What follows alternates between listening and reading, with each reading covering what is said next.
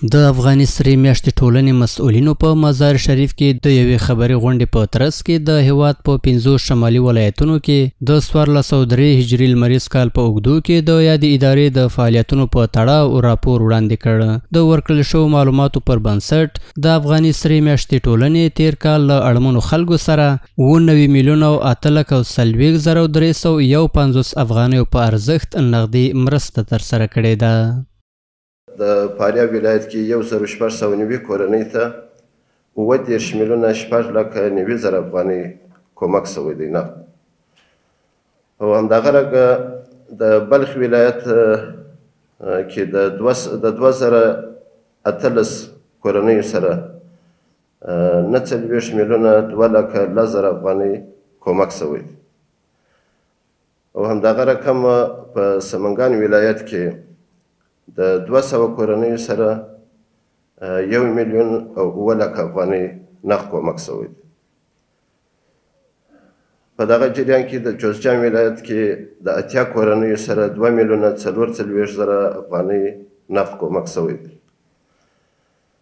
د سرپل ولایت کې د 800 کورنیو سره 6,800,000 افغانۍ نقد کومک شوی دی. په مجموعي توګه باندې هغه نقدي پیسې چې په تیر کال کې افغاني سرې میاشتې له لورې هیوادوالو ته رسېدلي 888,773,643 افغانۍ د نقدي مرسته هیوادوالو ته د سرې میاشتې له لورې رسېدلې ده. همداراز د خوړو په برخه کې هم په یادو ولایتونو کې په 5,810 کورنیو باندې خوراکي توکي ویشل شوي دي. فاریاب ولایت کې د 980 کورنیو سره کومک شوی دی.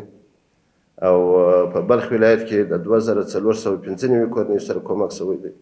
همدغه رقم په سمنګان کې د 921 کورنیو سره کومک شوی دی. او په جوزجان ولایت کې د 590 کورنیو سره، په سرپل ولایت کې د 420 کورنیو سره د مواد غذایي کومک شوی دی.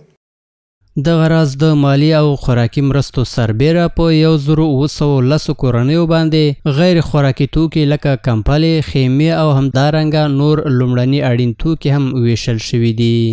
فاریاب ولایت کې د 530 کورنیو سره غیر غذایي کومکونه شوي دي. او په بلخ ولایت کې د 280 کورنیو سره غیر غذایي کومکونه شوي دي. په سمنګان ولایت کې 501 کورنیو سره غیر غذایي کومکونه شوي دي. او همدغه رنګه د جوزجان ولایت کې د 19 کورنیو سره غیر غذایي مواد ورته توزیع شوي دي. او هم په سرپل ولایت کې د 350 کورنیو سره غیر غذایي کومک شوی دی.